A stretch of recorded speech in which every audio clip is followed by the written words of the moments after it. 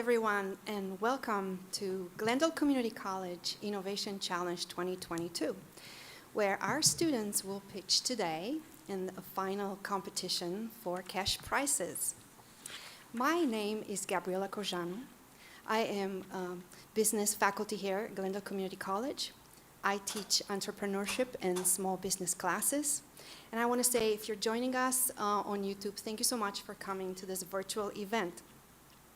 We're here in the Student Union building of the Glendale Community College campus. And we have with us in the room our 4 judges that will be watching the presentation and scoring our students today. We also have our 5 student finalists and some supporters, and our Credit Union West team is here.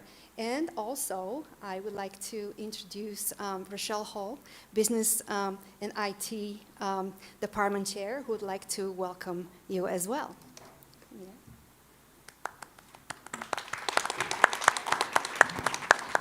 Thank you, everyone. Thank you for coming and all your work and dedication. I know some of you may be a little nervous, but it's okay. We're all friends here. I do want to welcome everyone. This is the 3rd annual Innovation Challenge, and we've got students, we've got judges and faculty, online viewers as well. So I know you're going to enjoy what our finalists have to share with you today. Excuse me.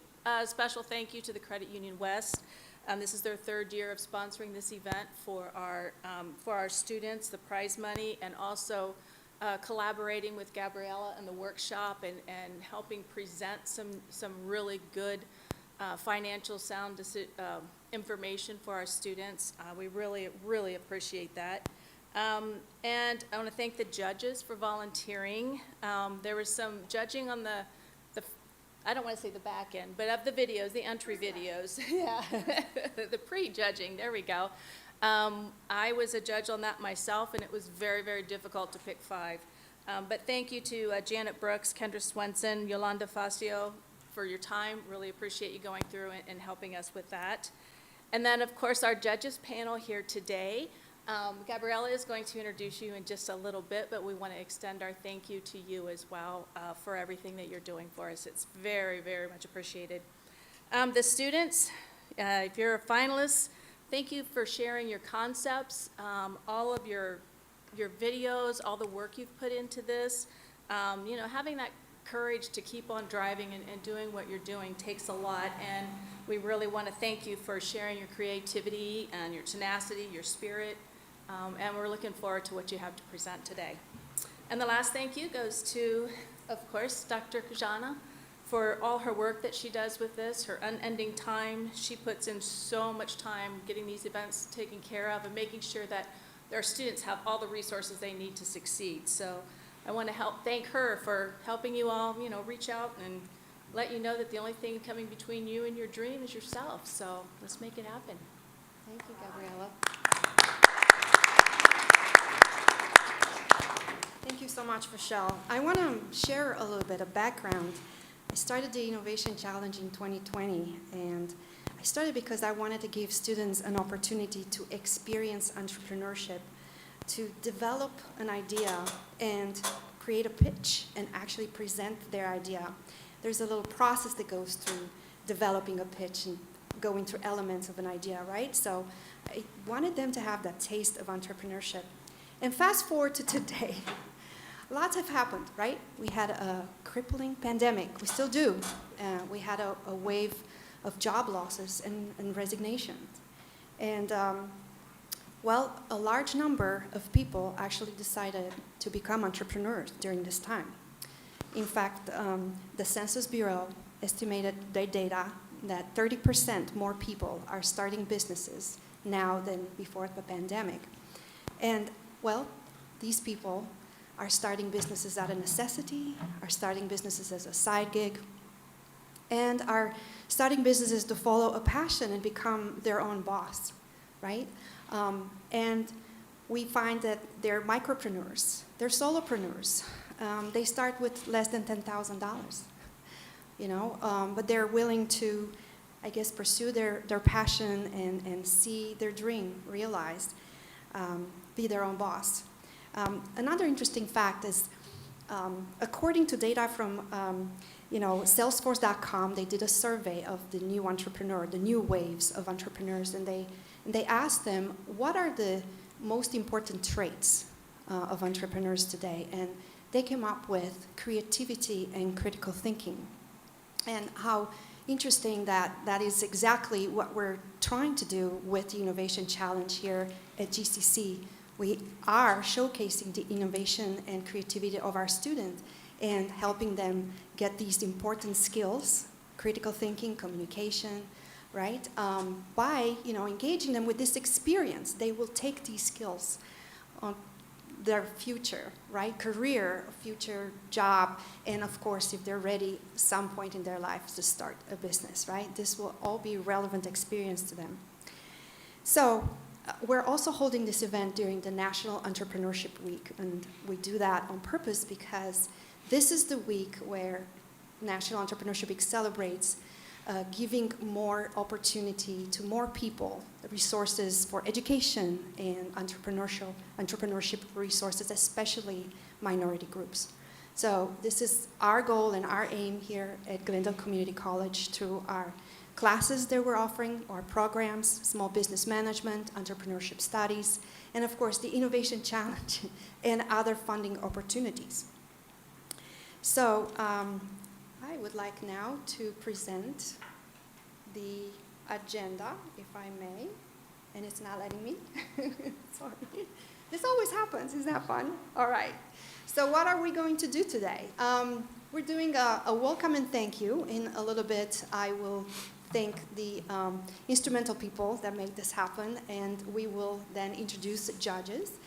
We'll move on to the pitching presentation, the highlight of the day. The students will present in this order. And then when there is a scoring break, we will have a presentation from Credit Union West, our sponsor, and then we'll have the winners' announcements around 4:45, right? We are planning to finish the event around 5, but you can understand that might change, right? So I wanted to give you an idea of the process because maybe not everybody knows what is involved in becoming a finalist at the Innovation Challenge, right?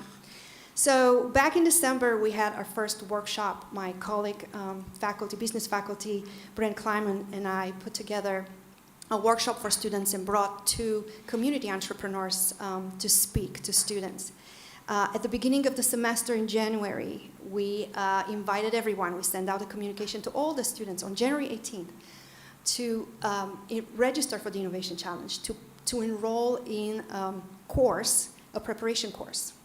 Then we held a workshop on January 27th, right, and 4 out of the 5 finalists actually attended that workshop. And they had to submit a 5-minute pitch video by January 31st, which you've heard Rochelle mention. We received 18 video submissions, and with the help of faculty, we selected the finalists today. So there they are. Today they will be pitching in front of judges live. They've had less than 10 days to prepare.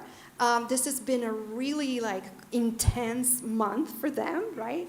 The last 10 days they've honed in their presentation, they've done their slides, and they practiced. Of course they had help, with coaching and help. We mentor them, and they're ready. They're very ready and awesome, you'll see. And they're pitching for prizes. So today, 3 of them will walk away with a cash prize, thanks to Credit Union West, our sponsor. $2,500 would be first prize, $1,500 the second, and $1,000 the third. So if you want to watch the pitch videos from today, you will find them in a little bit, probably a day or 2, right?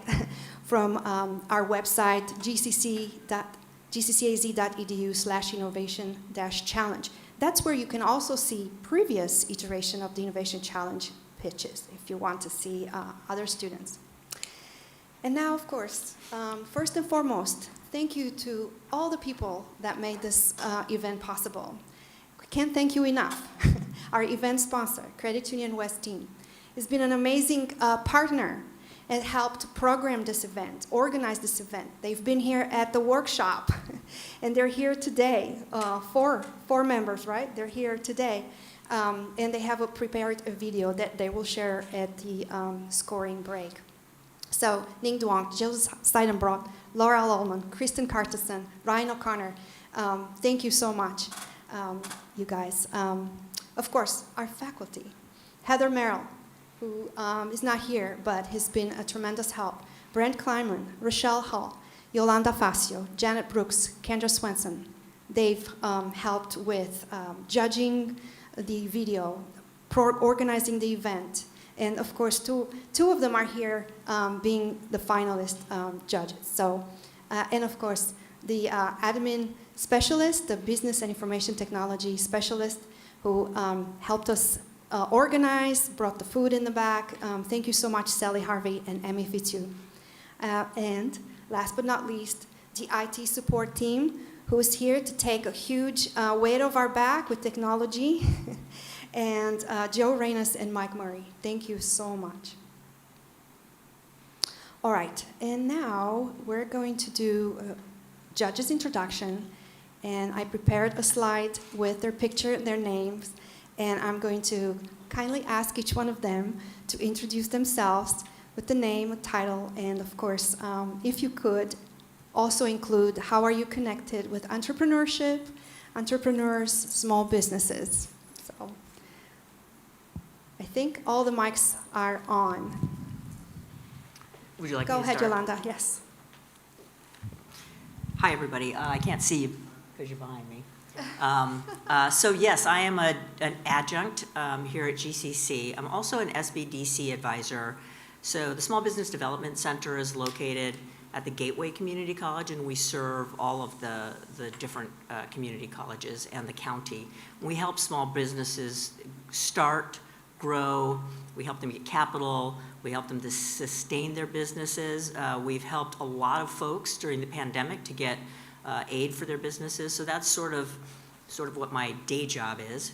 But I came to do this work because I was a business owner for 25 years in the Valley full-time. I had a small construction company with my family and an automotive service business. And so I get it. I know what it's like. I know what it's like starting businesses with $0 in bootstrapping. I've lived through it and I survived. And you know, being a Hispanic female in male-dominated industries, I'm here to tell you it can be done, and it can be done successfully. So I wish you all the best of luck on your pitches today. I'm really looking forward to it. Thank you.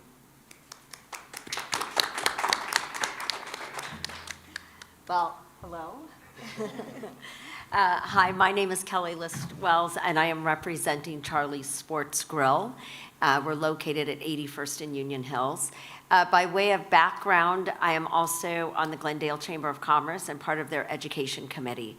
I ran the GE Foundation, their education and skills portfolio, and one of my key components is what I did was work with nonprofits as well as education institutions, schools, districts, businesses on how to think like a startup. And one of the key things was no matter how large a company was, like General Electric, if you didn't think like a startup and really start to put those principles into action, you, no matter how large you are, can fail as well. So it's with that innovation, that commitment, and that dedication that really can push forward. So I'm proud to be here, and it's an honor, and good luck to all of you.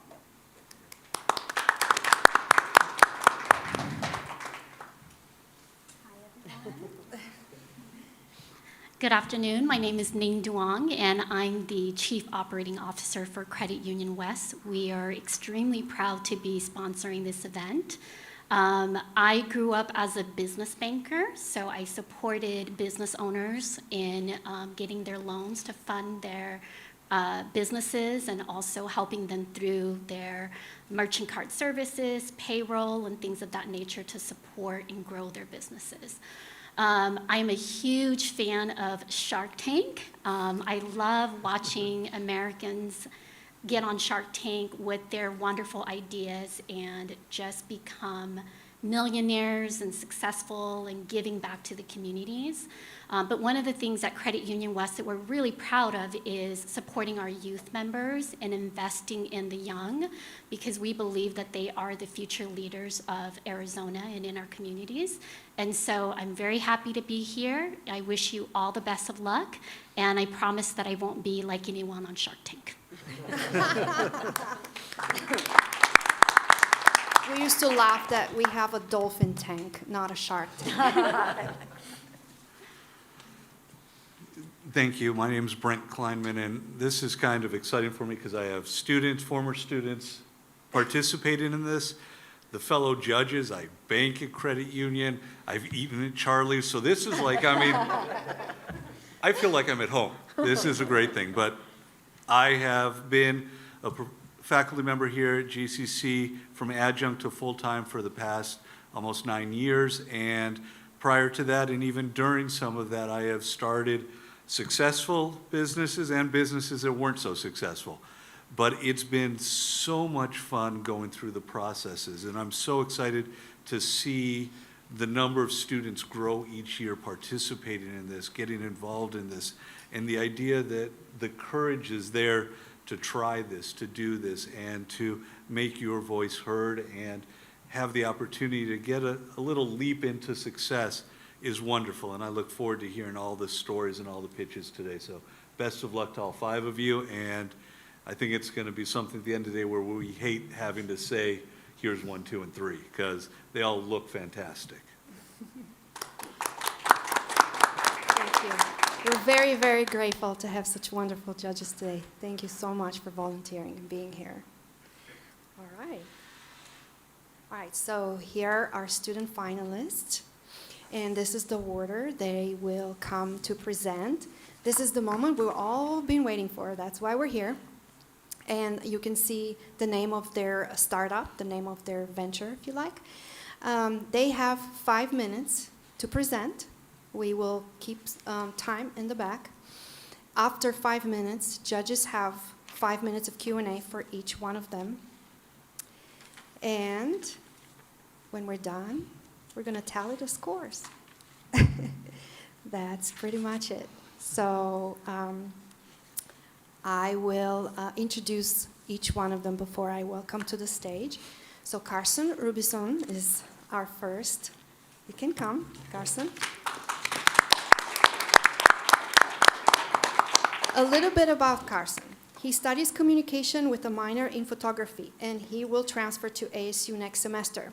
He's a passionate photographer who actually has already started to make a business out of photography. He has been photographing weddings and family portraits, and he says that he did theater as a kid, and overall arts has been a huge help for him, had a huge positive impact for him. And you can tell by the name of his venture, Kindness Through Your Lens, what his idea is about. And with that, let's welcome Carson.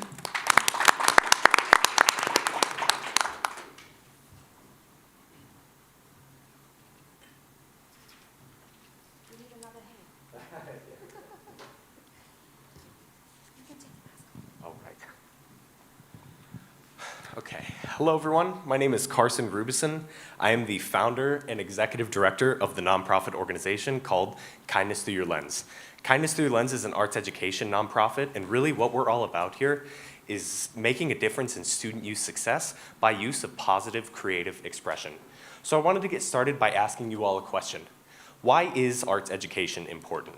Well, studies have shown that programs centered around arts education lead to higher rates of success, and I know that for me personally, arts education has put me in contact with like-minded, creative people who really made me want to be at school and gave me a reason to be there. So since the turn of the century, public school arts education programs nationwide have had their budgets cut by nearly half. Students are dependent on their schools to provide a general education and a caring and nurturing environment. So, 74% of Arizonans say that public schools need more funding. That's 3/4 of the state. And the state has cut funding for public schools by nearly $5 billion since 2009. That number is huge. So, seeing direct correlation between arts education and student youth success, and with 2 parents who are lifelong public educators, I feel as if it is my duty, my life goal, to provide arts education to students who would not normally have the means to do so. So what is the real problem here? Well, at-risk youth and youth in general are not given any outlet for creative expression. As I'm sure you all know, the budget cuts that Arizona is facing today in public schools, youth are not given any outlet at all to creatively express themselves. Student youth aren't given the funding to have any art programs or even any art classes. That is an issue that we are trying to solve. We often see organizations like mine focus on the much younger or the much, much older. And we believe that these intermediate grade levels should be receiving more attention because that's a time in their life when creative development matters a lot. Their brains are on fire. They need to express themselves. So here's our solution. We want to give students the opportunity and the funding to have a voice and to creatively express themselves through the powerful medium of photography. Something we're all about here is community building. We want to partner with the school to better the community. We want to get everybody involved. Parents, teachers, students, children, everybody. We want to serve grades 4 through 8 because, like I had mentioned before, we believe that these intermediate grade levels aren't receiving the attention that they truly deserve.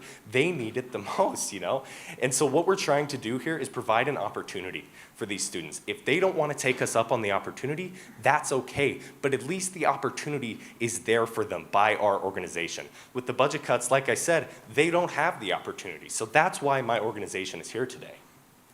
Our target base for program implementation is going to be grades 4 through 8 across the Phoenix metropolitan area.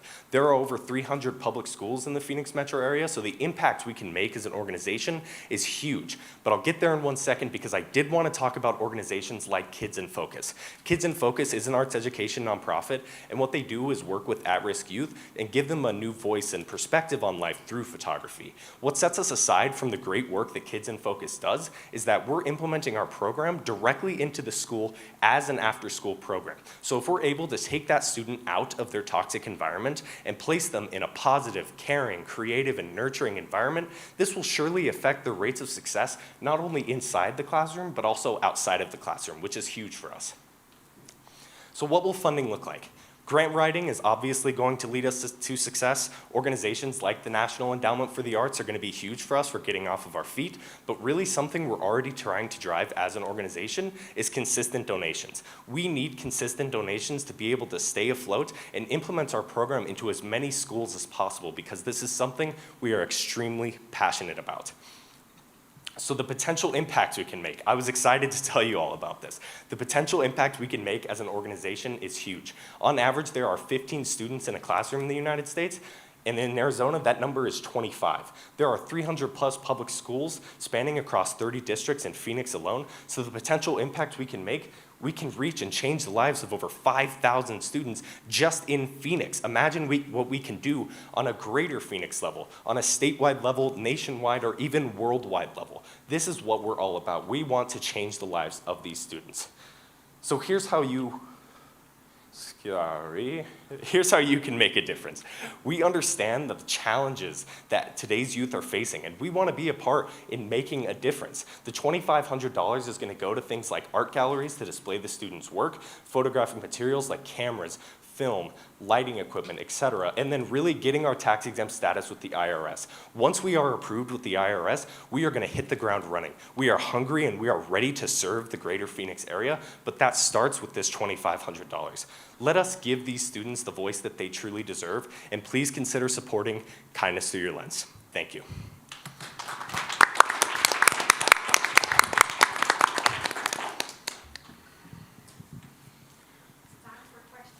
Questions? So, great presentation. You have a great energy, which Thank I you. love. And you're obviously very passionate about what you want to do. Absolutely. So how will you raise those donations? Do you have a strategy for how you will try to get money in the door? Absolutely. So what we're trying to do is implement put our program out there to organizations first, like the National Endowments for the Arts, so we can get our program out there. And then really something we're trying to drive is crowdfunding. We want to work with the local communities to be able to implement our program. So we want everybody to be involved with donors, working with the students of the people who donated and things like that. So that's our strategy now, but we want to be able to implement and put the program out there to as many organizations as possible. There are a ton of grant writing programs and people that can really put organizations like this in arts education out there for us, so that's what we're trying to do. Thank you. Great. Terrific presentation, great job. Again, love your energy. Thank you. Could you talk a little bit more just in terms of the competition that's out there right now? And being a new nonprofit, it can be very difficult. So talk just a little bit more in detail on how you're going to make yourself stand out a little bit more. Yeah, absolutely. So we are obviously, like I said, we're familiar with organizations like Kids in Focus, and really we have found a niche here. With 4th through 8th grade, we see nonprofits focusing on younger students or much older students. And the competition there for these specific grade levels that we're searching for is few and far between. We are trying to really start something here that is going to be able to serve these younger grade levels into ages like 8th grade, where that creative development really, really matters. So yeah, as far as we know and are concerned so far, at least, organizations like Kids in Focus are really going to be people who we're trying to collaborate with and work with, and put ourselves out there, essentially. Great, good job. Thank you.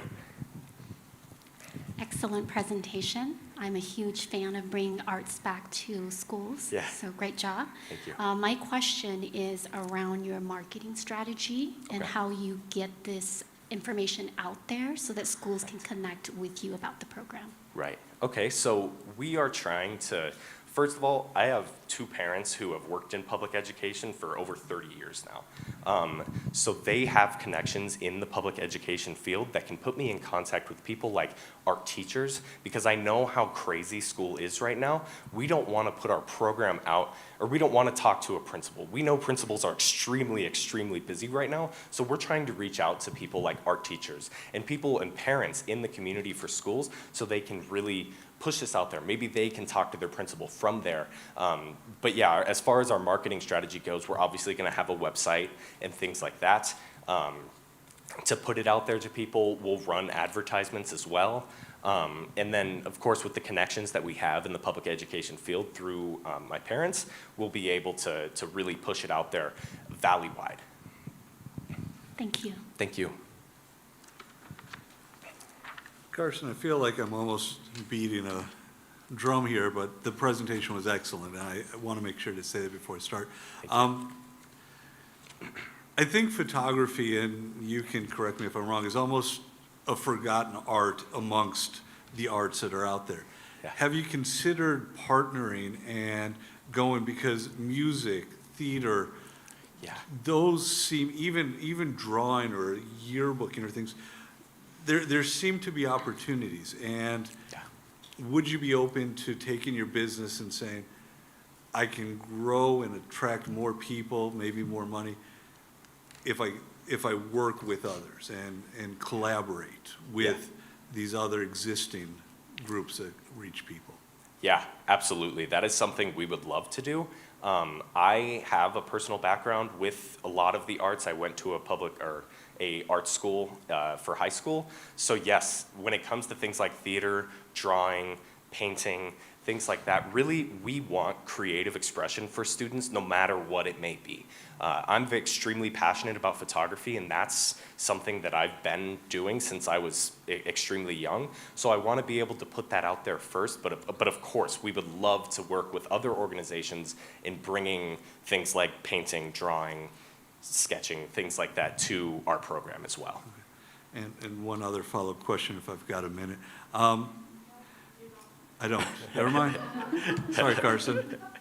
Great job. Thank you, Brett. I appreciate it.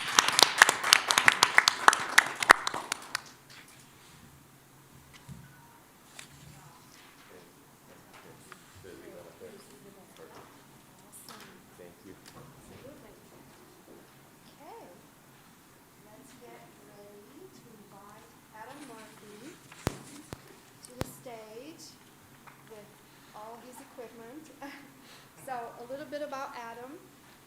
Sam is studying business degree. He has always been an entrepreneur. He's fixing quads, doing small gigs, having an eBay store. He's always doing something. He's just an entrepreneur, he is natural. He loves the outdoors, as you can tell. And he's exploring caves and mines for crystal hunting. How cool is that? And he rides dirt bikes. So his idea, the name of his future business is Air CMP. So I'll leave him to tell you all about it. We can, yeah. All right, you want us to show the video, right? Is this you? Do you struggle to set up camp? Are you worried about forgetting items? Do you find yourself running low on supplies? Do you want a stress-free camping experience?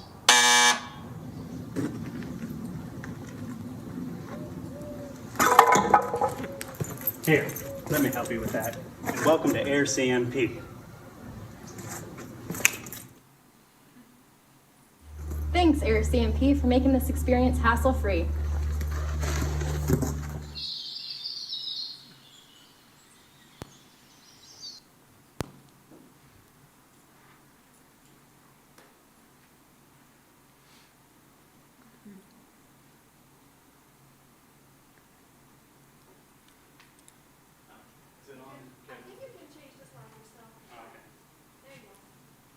Sorry, guys.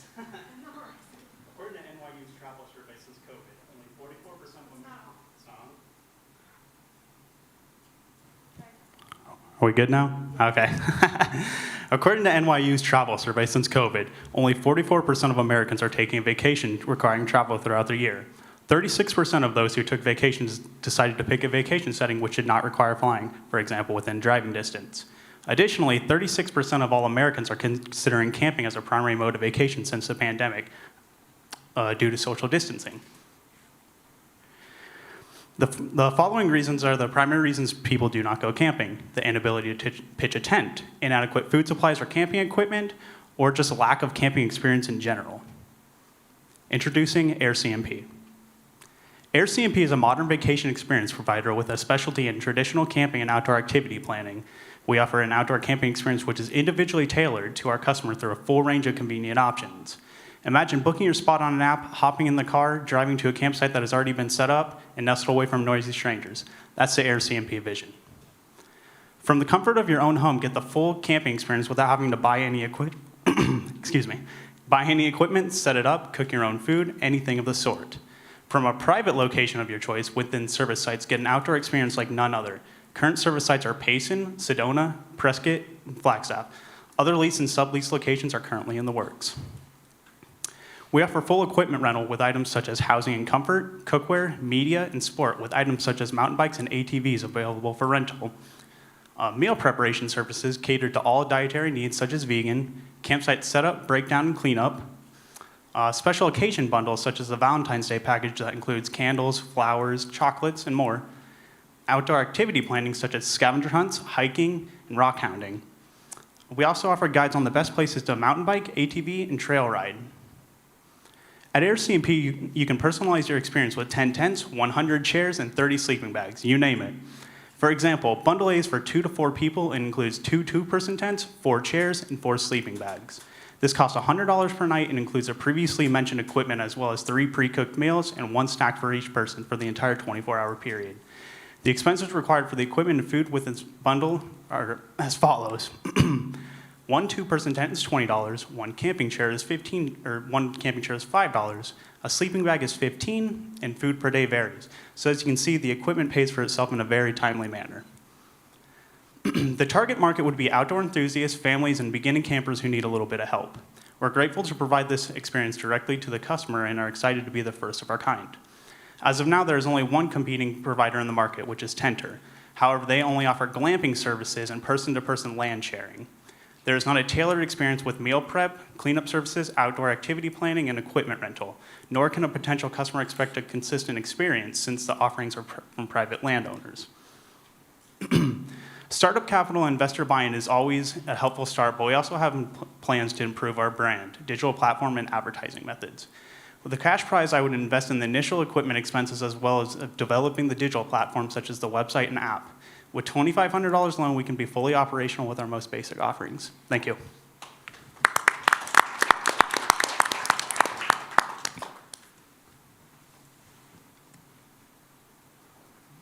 Guess we could start on this side. Adam has loved the video to start with. It was excellent. Quick question, just for clarification for me. The pricing of $100, was that per person for the night? That is per night. Per night, so for that package for 4 people? Just for the package it would be entirely. $100? Yes. Okay.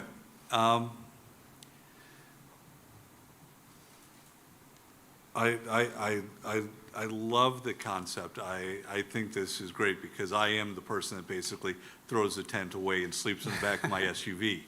But I want you to look at your costs and your pricing again, because I was kind of doing the math real quick in my head when the slide passed.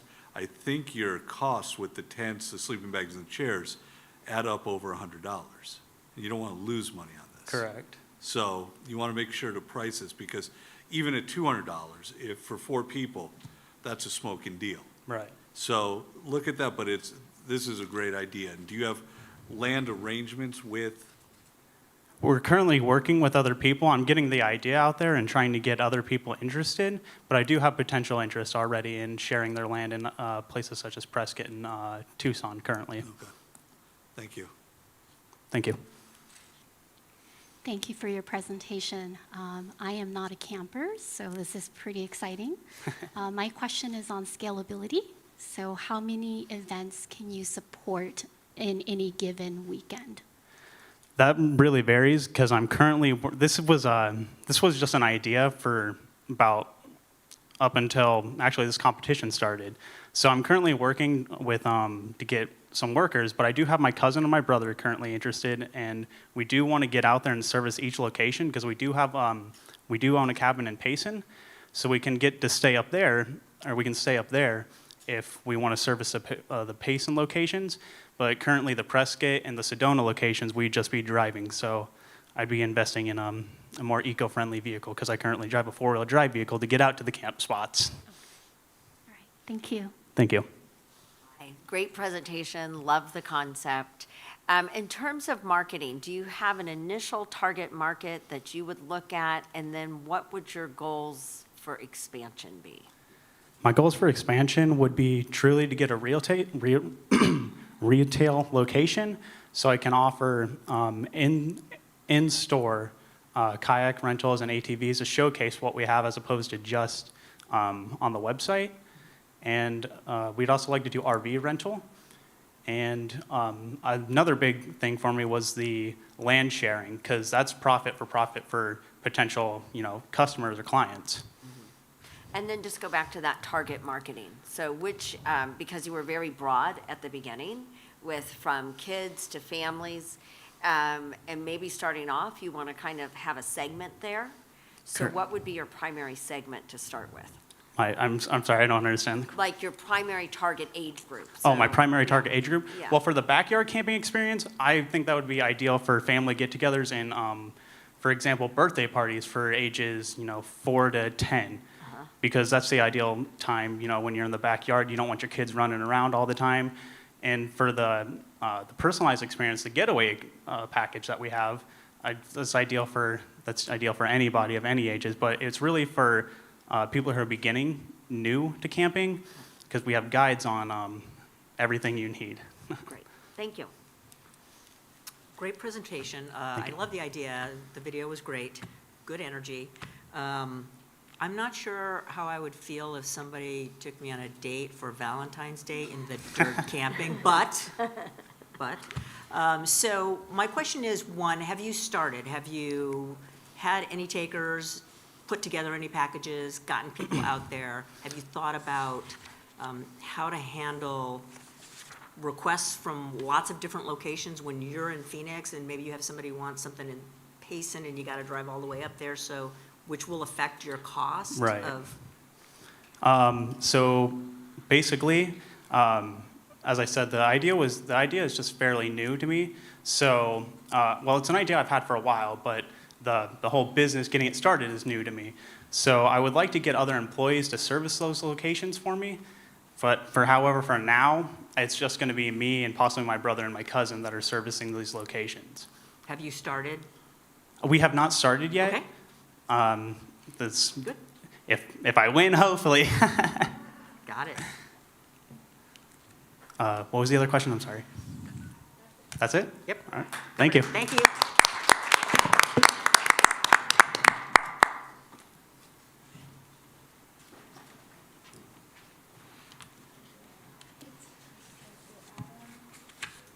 All right, I would like to invite now Megan Bono.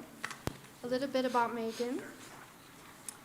Megan is studying business and marketing at GCC. She is in her second year, and she shared with me that she is an animal lover, and she has many kinds of pets. And one that stuck with me was that she owns what is called a skinny pig. And I don't know if you know what that is. I had no idea, but it's a guinea pig that doesn't have hair. It's really cute. You should check it out. What other things very interesting and exciting about Megan is that she's been an entrepreneur since she was very young. She says she sold toys, and she learned that she's very comfortable with sales. She loves sewing, and in her sophomore year, she bought an embroidery machine.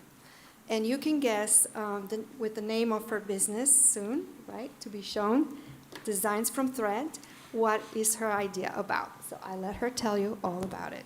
There you go,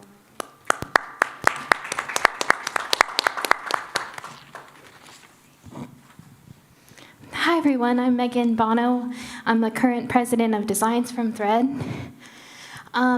What makes my business unique is I have autism. So I've also been sewing, as she mentioned, since I was 11. I always saw the opportunity of being able to be an entrepreneur of things that I made. I went to local craft shows and just kind of promoted. I originally started with little toys, but ended up growing into the sewing when I started that, so it's probably been before then. I plan on pursuing more of my sewing. Right now I'm one class away from getting a certificate, 2 certificates at Phoenix College to kind of give my business some reputation that I have some experience. And then I'm also a student here at GCC for marketing. I also hope to kind of bring that into the mix. And I started Designs from Thread about a year or so ago. I've just been really passionate about the embroidery aspect, and I see a big need for it. According to the U.S. Bureau of Labor Statistics, I found that in 2020, the employment rate for people without a disability is 62% versus 17% with a disability. And I forgot to mention, sorry, a big thing that drives me is like, I know I have autism and I plan on growing and employing people, giving them that equal opportunity, because it honestly breaks my heart that there's a lot of companies out there that offer people to work with disabilities, but they're normally first of all, at lower pay than minimum wage. And they're incentivized by tax credits, and that just also bothers me. I'm a firm believer that someone who should be working should be paid, number one, equally, and also given the opportunity to show their characteristics. I've went through many jobs, and I also, I definitely know what it's like to work a full-time job with a disability for sure. And I also want to, give them an equal chance. Currently, I just have myself working. If future, I want to do a mentor to kind of help with a lot of different things, which I'll get to in a previous next slide. But I also want to futurely hire people to help the demand of the need of my service, as well as help give people the training opportunities to be able to be trained on the job with no further experience. People that need my product or my service is large and small companies that want to add a little bit of a touch with their, like on shirts or hats, with like their company logo. My items range that I offer are from like shirts to hats to jackets, everything kind of in between. And also like the individuals that want to offer a like personalized touch too. I've currently had some orders come through because I currently have like a website and a Facebook. And my competition too is I'm competing against other embroidery shops and promotional companies. There seems to be quite a few out there, as well as local crafters. But I differ by hiring people with disability for equal pay and opportunity. I figure it as made in the USA, but also better made by people with disabilities. I currently have a personal website, as I mentioned previously, and I have various social medias already established. My costs start, I have a minimum order for $10, but it can go more depending on the detail of the order. It just depends on a lot of different things. I also have different suppliers that I use that I have contact with to help me get things at a lower cost. I also, with my current school commitment, I'm kind of limited on, I want to finish school before I can grow my business a little bit more. I kind of want to get my experience in there too. I plan on doing about 30 items a month. I think is about regular with school and everything. It's pretty reasonable. However, I have commercial embroidery machine I purchased that helps do my stuff at a more professional look and feel to it versus a home machine. I purchased that, so if I win, I plan on using the money to help decrease my payment for my commercial embroidery machine, as well as potentially hire people depending on how quickly it grows. I want to establish a repeat customer base. A mentor would be nice to offer the feedback on marketing and website intake. And sorry. Okay, sorry. My bad. Thank you.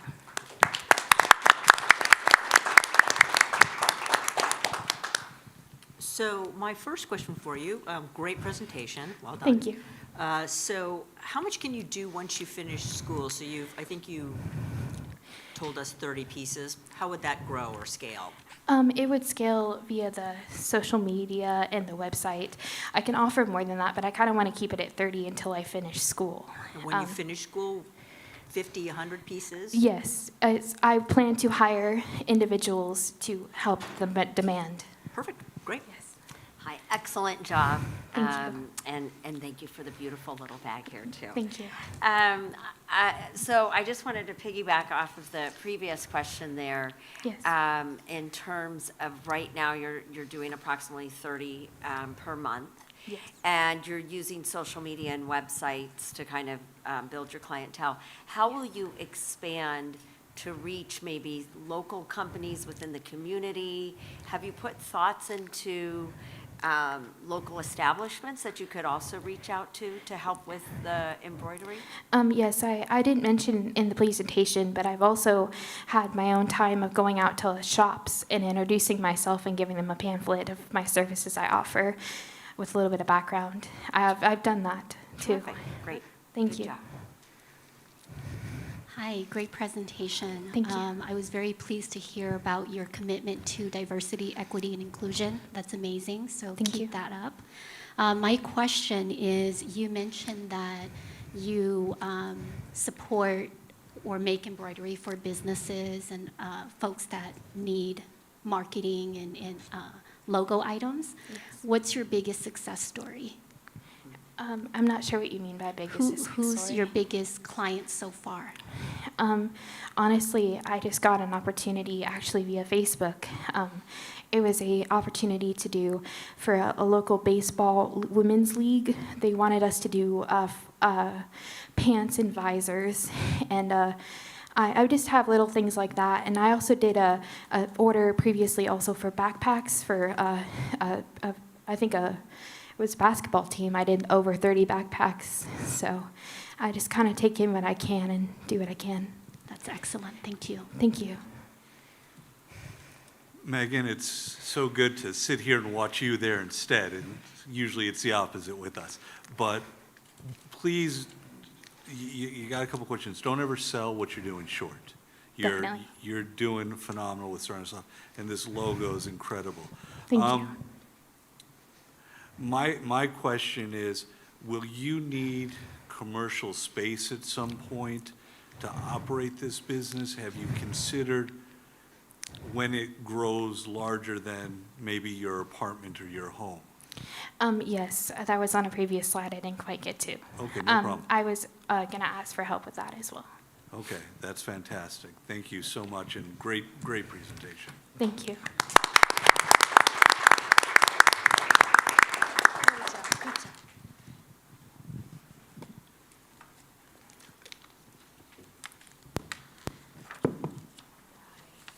Thank you again, Megan. Okay, I'd like to invite to the stage Sofia Acosta. A little bit about Sofia. She studies business and accounting. She's in her second year at GCC on the President's Honor Scholarship, and she will transfer to ASU to study finance and accounting in the fall, right? She's very interested in learning how to minimize debt as a college student and apply strategies to be successful financially throughout her life, which you will see plays a lot into the business idea that she will share with us. Thank you.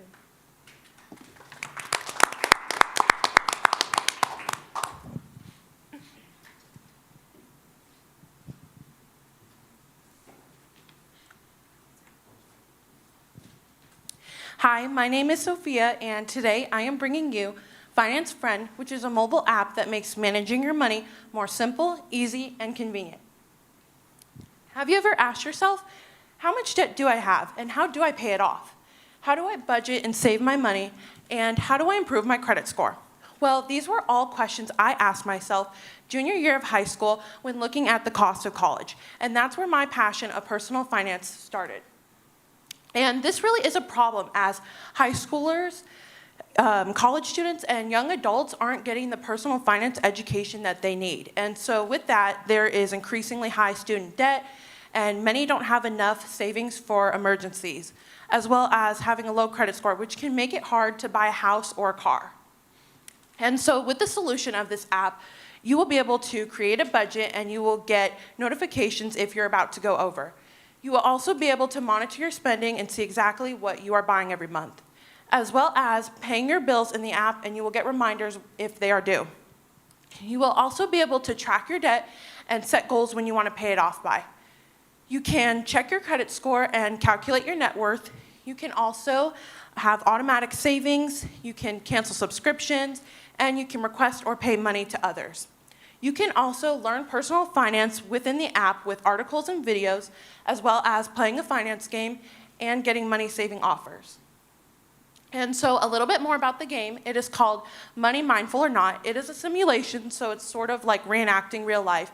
You will have a character and you will go through different money situations, and by the end of the game, it'll tell you if you're being money mindful or not. So you can really apply this to real life.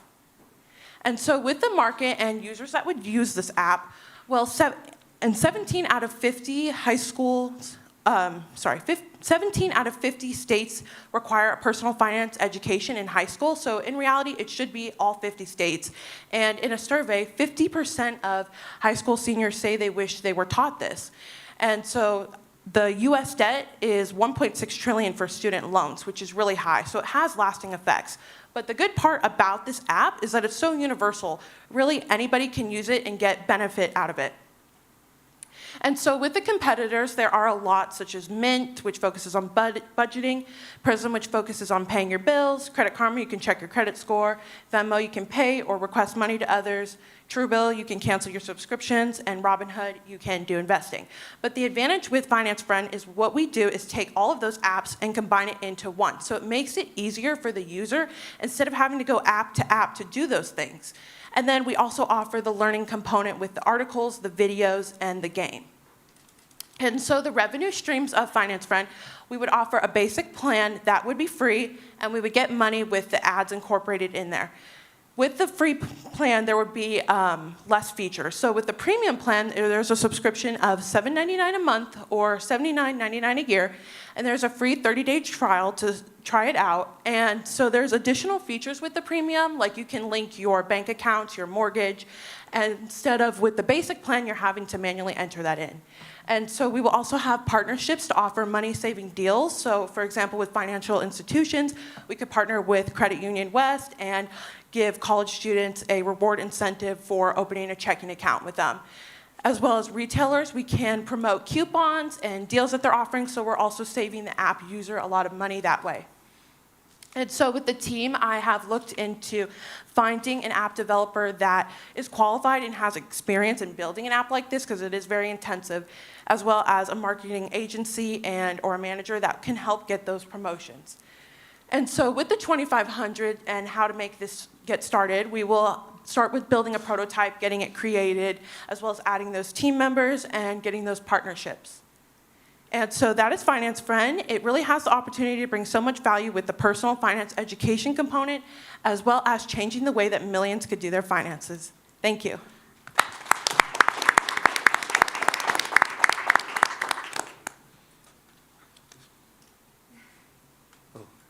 It's my side. I apologize. Sophia, excellent presentation. Love the idea and think this should be mandatory across the board. But how do you get it from the App Store into and onto the high school students' app, the college students' phone? How do you get it from the store into active use? How are you going to market it that way? Well, definitely with the marketing, I know for the younger generations that it is targeted to, social media is a big play. I've seen a lot on TikTok, Instagram, just for personal finance tips. So promoting the app on there would be great exposure, and then also promoting it at colleges as well, and getting the app out there. If somebody is using it, they can tell their friends, so it kind of word of mouth spreading as well. But definitely social media, because that's what a lot of this targeted market uses. Okay, thank you. Excellent job. Thank you. I know you talked about using the $2,500 for expanding your company, but how do you plan to raise money? Well, definitely talking to investors as well as networking, so getting people that want to support and back this idea. I know I've done research about how much it does cost to start an app. It definitely is an investment. So having investors that could help fund some of that money, because it is very pricey. Thank you. Terrific presentation, Thank and I you. love that concept of combining everything instead of having Right. apps galore. So my question is, just from that confidentiality component, how do you go about, for when you go to some of them, you have those disclosure statements and all of that you have to fill out. Have you thought about that? Have you talked to anyone about how do you overcome that, especially in building an app? Yeah, I've definitely done a lot of research with how you sort of link the bank accounts, mortgage, and all that. There definitely has to be a disclosure, and I've also seen like two-factor authentication, making sure that this is actually you that is doing this and, is looking at your finances instead of, just in case of security reasons like that. So definitely adding the disclosure, the two-step factor security as well. Good job. Great presentation. Thank you. Go Devils. Right? So very comprehensive. I was having a hard time sort of trying to come up with some questions to ask you. One thing I'm wondering if you've considered in terms of partnerships, places like, let's say, Canva, or it's not Canva, the Carvana, there we go, Carvana, right? Is that a place where you could create a partnership? You know, somebody could use the app to sort of buy their car, to figure out what they're financing, like, have you thought of partnerships like that to help you? Yeah, I have thought of partnerships like, I guess, with home loans, car loans, and things like that. So companies that provide those, getting the users the best rates they can get, like you said, with buying a car, which comes with the interest and all that. So finding the best places that could do that too. I know like medical insurance, things like that. So partnering with those companies to save college students or really anybody that uses the app, money is also important. So yes. Well done. Thank you. All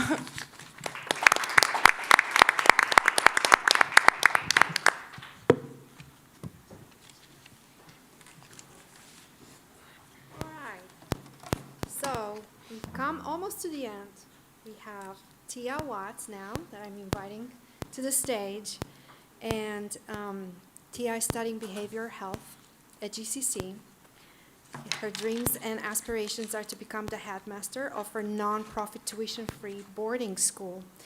And she also wants to be the social worker for the school. In her own words, she says, "I'm optimistic about everything in life because even in my worst situation, something good came from it." She's very athletic, too.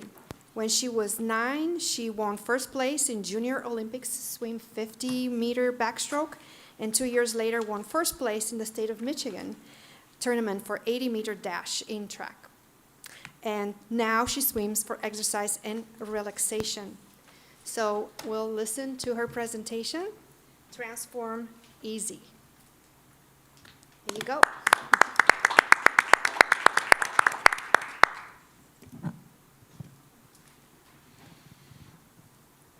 Hi, my name is Tia Watts. I am the founder of Transformation Easy, which is an upcoming nonprofit tuition-free boarding school that will specialize in social-emotional learning, personalized learning, and building resiliency for at-risk youth who have experienced trauma, as well as financial furloughs for grades between 6 through 12.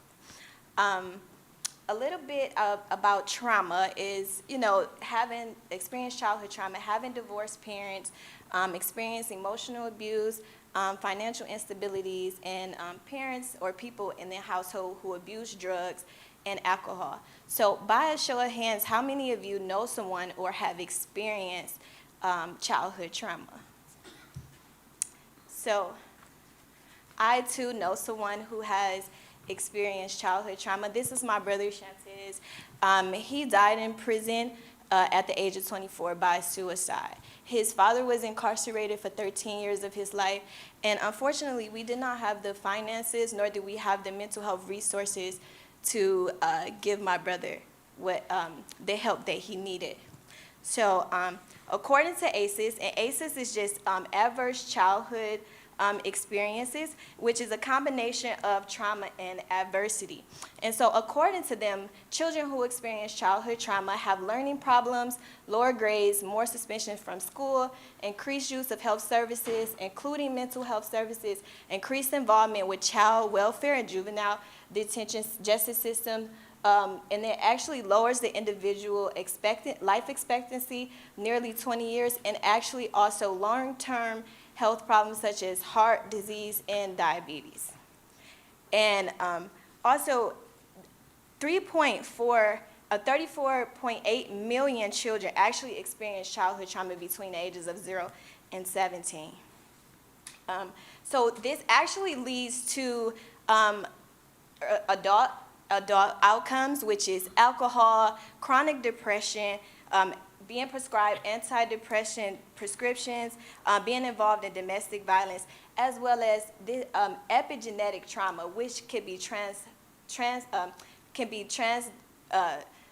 transferred to your children, and it will create just generational trauma if they do not receive the help that they need.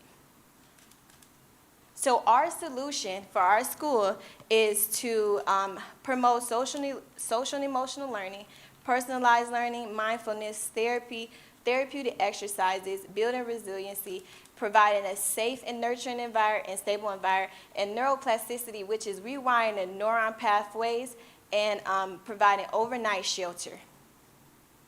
So currently there are 9 tuition-free boarding schools in the U.S. 5 of them are STEM, which is you have to score high in math and science, as well as performing arts. So as we saw earlier, that these children have learning problems. So these are competitive schools. So unfortunately, they would not be able to get in these schools. There would be a lower percentage rate. So there's a school here called ACES in Arizona that actually works with public schools in Arizona, and but they do not provide overnight shelter, and the school actually recommends, and the teachers recommend, but the child does not have a choice. So Transformation EZ will actually give the children and the parent a choice to attend this school. So that will actually lower the risk of them being re-traumatized. So I would dig into a little bit of the cost of this school. So the cost will be $25,000 a year per student for 200 students, $35,000 a month to operate building, $150,000 a month for staff salary. So our revenue would be, we are tax exempt, so donors will receive tax credit. We will receive funding from the Arizona Department of Education, which we will receive roughly around $8,600 per student, as well as an additional $247,600 for federal, state, and classroom projects. We would do fundraising and crowdfunding, grants and scholarships, and we also have an app that we will be charging a monthly subscription, $8.99 per month, as well as a 20% discount for $84.99 a year. So this impact will have a higher success rate, higher graduation rate, lower crime, lower suicide, and this could potentially lower taxes for a higher class because there will be more successful people and not on government assistance. So our next steps would be to get a building, obtain a loan, meet with a small development center, and contact commercial real estate. And these are the buildings that we're looking into. So I just want to thank you, and our goal is to galvanize the nation and to change the trajectory and make private school education free for everyone.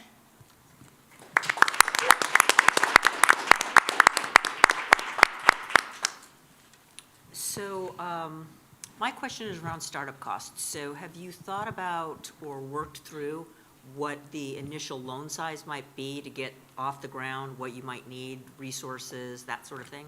Yes, I actually looked into that. So for the SBA loan, I looked into how much it would cost to actually get those buildings that I am looking at, which is roughly, one of them was about $5 million and the other one was $7 million. So I can do a combined loan with the small business 504 loan, which is up to $5 million, as well as a 7A loan, and I can get a few $1 million from that as well. Terrific. I love the idea, and there is just such a need for the social and emotional learning component.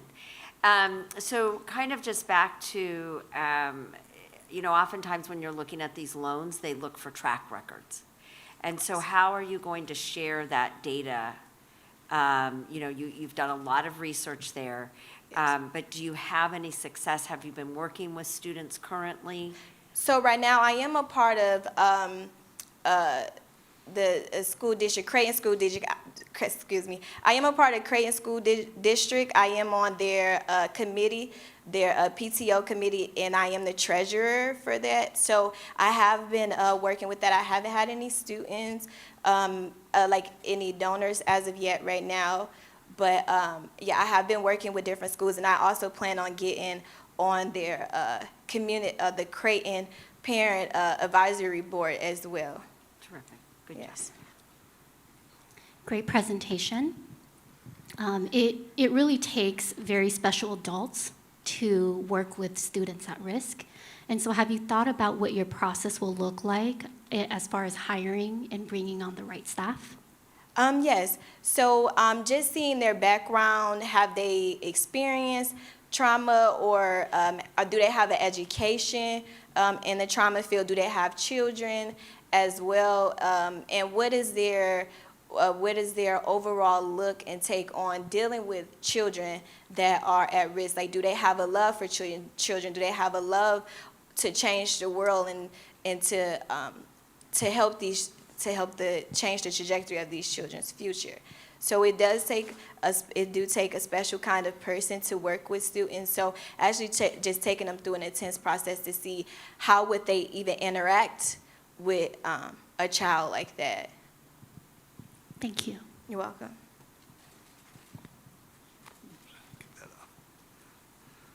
This was an amazing presentation, Tia.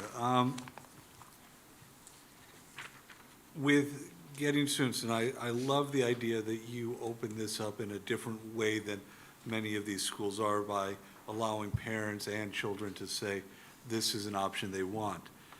Sadly, a lot of these parents that are neglecting their kids may prohibit it and not allow. Have you considered how you can work with governmental agencies, other agencies, to be a home, a safe haven for these abused, neglected children, instead of waiting for parents to say, I want better for my kids? Yes, so we plan on working with like government agencies, other nonprofit agencies, because like I am going to school for behavioral health, and just working with different people in this area to raise awareness, as well as just child welfare services, kids that are already in the foster care or just juvenile detention center, and they get a letter of recommendation to us as to their behavior and providing a safe and nurturing environment for these children. Thank you very much.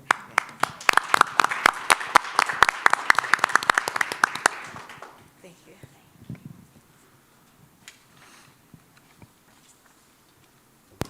Aren't our students wonderful? Let's give them another round of applause. Thank you so much, you guys.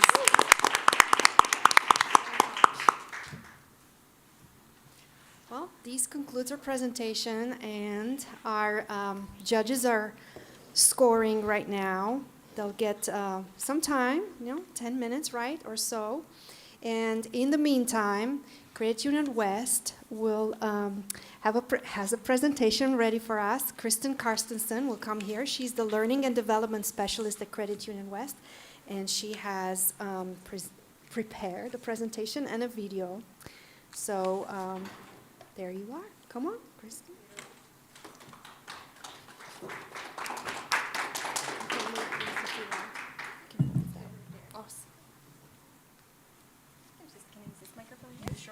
Okay. Wow, that was so amazing to see all of those wonderful presentations. I would really hate to be a judge because that is a tough decision to make. You all did so great, and it's really, really inspiring. So amazing job, and good luck to all of you. And as mentioned, my name is Kristen, and I work for Credit Union West in the Learning and Development Department, so I do the training there at the Credit Union. And I'm happy to be here today in support of the GCC Innovation Challenge, and also to share with you some information about our organization. As a local financial institution, we find it extremely important to give back to the communities that we serve. And that is why, for the third consecutive year, Credit Union West is the proud sponsor of the GCC Innovation Challenge. Pictured here is last year's winner, Eric Lujan, and we are thrilled to once again be given the opportunity to participate in this event. And we truly enjoy experiencing the culmination of all of your hard work and creativity that we saw today. Again, can't give you enough kudos. And as the main sponsor, not only do we reward the winners with with some cash to help fund their ventures, but we also provide financial education to GCC students. Some of you may have been at our financial workshop a couple of weeks ago, and I hope you found that very helpful. And we hope our contributions really make a lasting impact, and that we will continue to support this amazing initiative for years to come. And in addition to our sponsorship of the Innovation Challenge, Credit Union West is involved with several other outreach programs. Our employees volunteer their time and money to local charities and causes through our Employees Care program. We also award scholarships to high school students each year. provide financial education to various groups, and sponsor other initiatives within our communities. I'm excited to share a quick video with you all that really demonstrates our passion and our commitment to our members and our employees. You will hear from various Credit Union West team members, including our president and CEO, Karen Rock. And so let's go ahead and have a look. Thank you.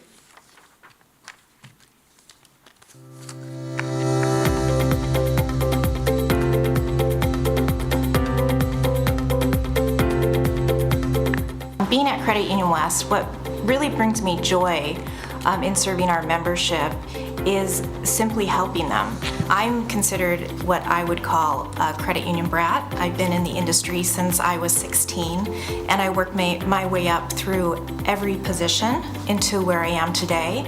And what I realized very early on is that financial knowledge is so important for everybody.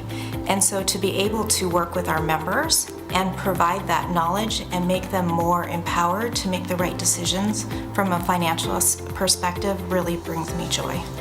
There's a lot of positive impacts that we're making through our community outreach, similar to the training in financial success that we provided to the students of GCC. We do outreach with the members of our communities by providing financial education, which helps people make better financial decisions and also reach their financial goals. Being a part of Credit Union West for almost 15 years has been very rewarding. My most proud moment of working for the company is that I have only worked at one location for my entire tenure. Knowing that the credit union invests in the development of their staff and is very involved in the community makes for a great place to work. So what excites me the most about working at Credit Union West is the room for growth that we have as an organization. Right now, we're considered a $1 billion organization, which is a mid-sized credit union, and we only have 80,000 members. Which is a large number, but with 80,000 members, we have an incredible amount of space in the market to really tap into additional households and be able to help Arizonans achieve their financial goals. So with that in mind, it's an opportunity for me to find a fulfilling career helping people achieve their goals in the financial aspects of their lives. We do so many special things at Credit Union West, but if I had to just pick three, the top of my list would be our Employees Care Program. It's a program in which our employees fund donations that are given back to local nonprofit organizations, and we do that on a quarterly basis. Secondly is our focus on youth, which is why we're here, to support the GCC Innovation Contest. We have a lot of passion in serving the youth members in our communities, and we believe in the power of the young. Lastly, but surely not least, would be our focus and initiatives on diversity, equity, and inclusion. Our mission statement is that we want to help people reach their financial goals. We want to be their primary financial institution, helping them do that. That really excites me, getting the opportunity to help folks. You know, somebody's starting out in life, they're looking to get their first car, their first home. Being a part of that process is really rewarding, and that really excites me.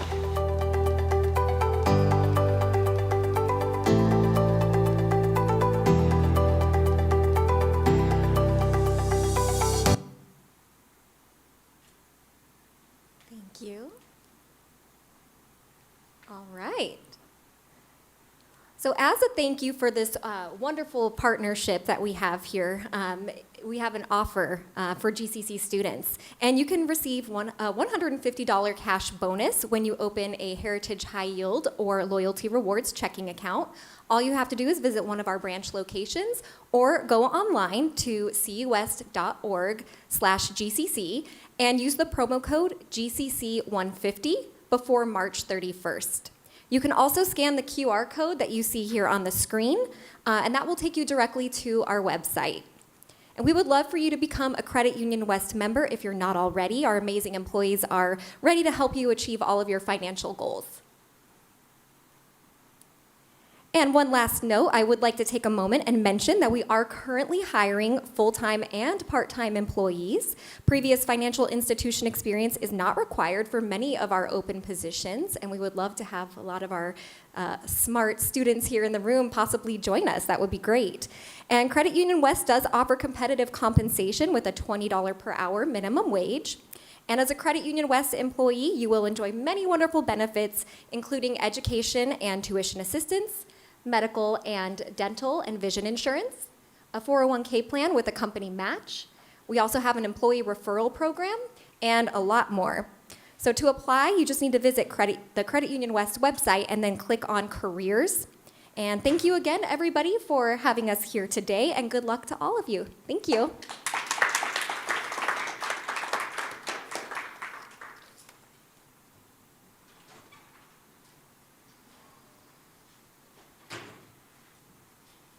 Thank you so much, Kristen. And they just created that video for this event. Wasn't that wonderful? Thank you so much. Well, I have some announcements as well, while the judges are still working on tallying the scores. So if you're a student watching us virtually today and you're wondering whether you can still apply for a pitching competition, there's one big one coming up. It's called the Maricopa Big Pitch. The deadline to apply is February 28th. There is a difference, though. The Maricopa Big Pitch is intended for students who have started or are working actively to start their business. So they're definitely going to do this business because although the prices are much higher, they need to be spent in the business, right? So the process for the Maricopa Big Pitch is as follows. You have until the 28th to apply. You will select Glendale Community College and my name as the advisor when you apply. Then the three students will represent GCC, and they'll have a workshop from March 14th to the 16th, where we help you prepare all the paperwork to go to the next phase. And the next phase is one person per college will be selected to represent each college. So there are 10 colleges, right? So one per college. And that finalist will be announced on April 8th. And the actual final pitching competition presentation will be on April 13th from 5:30 to 9:30 p.m. The workshop is required, sort of. We really want students to attend in person. As you probably have experienced at the Innovation Challenge workshop, it really made a difference to be present, right, and work with the mentors and the coaches to walk you through all the necessary paperwork. It's a little more involved. We like to see kind of a rough draft of a business plan for this Maricopa Big Pitch. So it'll be very important to attend in person that workshop. So that you need to keep in mind if you're applying. And again, the prices are $15,000 for the first prize, second place $7,000, and third place $3,000. But again, this will have to be spent in starting the business, so directly. And apply by February 28th. I really hope that if you're watching, and of course our finalists will apply for this opportunity. And to learn more, there's a QR code, and there's also cigateway.com. You can search there for the Big Pitch competition. The other announcement is around the programs that we have and other opportunities for student entrepreneurs at the GCC, right? Entrepreneurship is happening right now in this room. So we have certificate programs. Students can take entrepreneurship studies and small business management program classes and get a certificate in entrepreneurship, or take classes as part of their associates programs at GCC. Of course, we have Innovation Challenge to fund students, and we have more funding opportunities that are coming down. So stay tuned, and to see all the wonderful opportunities that we have for students, we created this hub, if you like. It's gccaz.edu/innovation-hub So write that down and go and visit all that we have to offer, and there's more exciting announcements coming soon. So I think that we're ready to announce the winners, and I guess we're gonna need, where's Rochelle? Oh yeah. So we're gonna need to prepare a little bit and write the names in order, right? Starting with the third place. And I'm gonna go to the top of the presentation because I want to have our logo for the Innovation Challenge up at the top, and there we go, yay! It's gonna take a while, sorry. And we're going to write the name of each winner on the check and take pictures. So I'm getting to that first slide. I apologize, this takes a bit. Right there, yay. So this is the background for the picture. And are we ready? Just getting there. So yay. while we're still getting that part ready, I just wanted to say, on behalf of all of the judges, it was really, really tough. It was really, really close. I want to impress upon all of you, your ideas are great. Your presentations were excellent, the best I've seen. Like, I mean, Woo! and I've seen a lot of pictures. Excellent. Well done. And also, you know, all of these are viable ideas. You've done the research, and they're all viable. You're doing it already, right? So keep at it, and don't get discouraged. And I'm here as an SBDC person. You can find us at all of your campuses. I can help mentor, and I can help you all if you need it at any point in the future. So thank you all for all of your energy and enthusiasm and hard work. We appreciate it. Good job. All right, so we're ready to announce the third place, right? Okay, drum roll. Drum roll. All right, Megan Bono. All right, Megan. Congratulations. Thank you so much.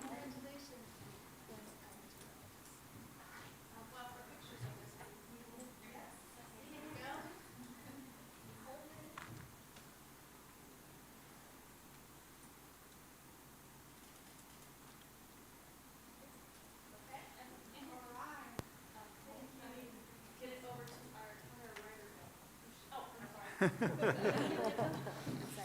you go back and then we have a big picture.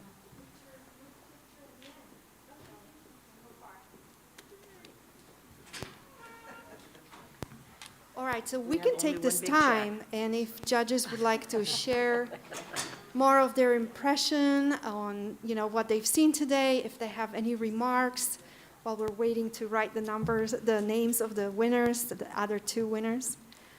I just want to say again, reiterate, it was a great job that all of you have done, and continue with that passion and your dream. So regardless if you won the prize or did not, you're all winners, right? You've made it this far, you've accomplished a lot, you're in school, you're living that dream, and just continue to move forth. So kudos to every single one of you for making it this far and the hard work that you put into this, so thank you. So true. So true. And looks like the second place winner's coming.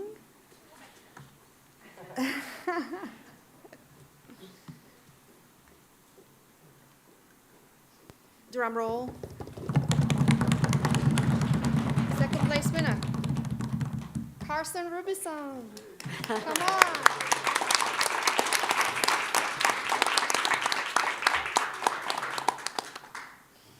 Good job. Come here and for a photographer, for a photo, right?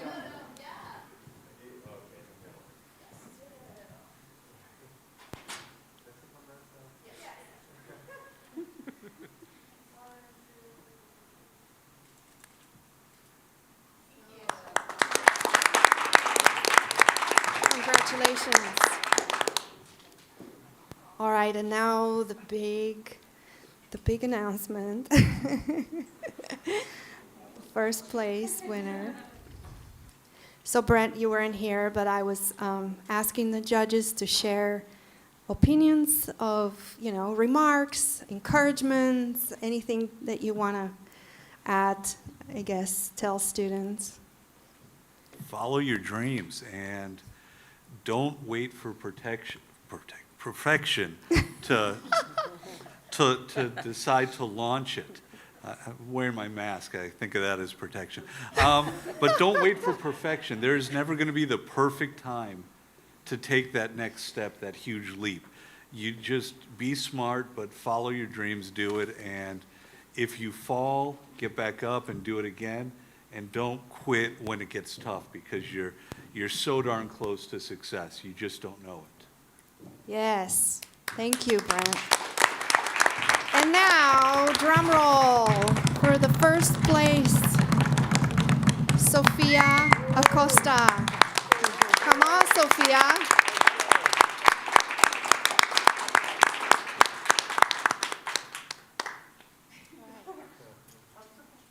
She's surprised.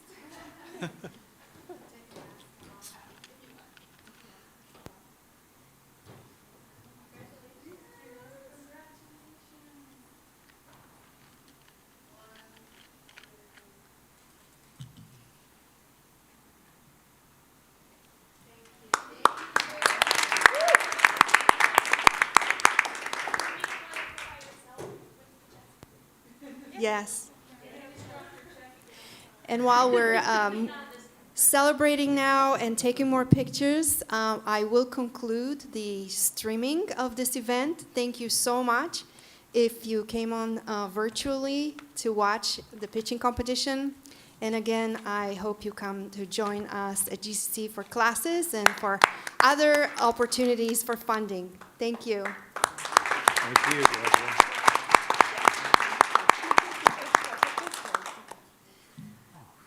I think right now we're just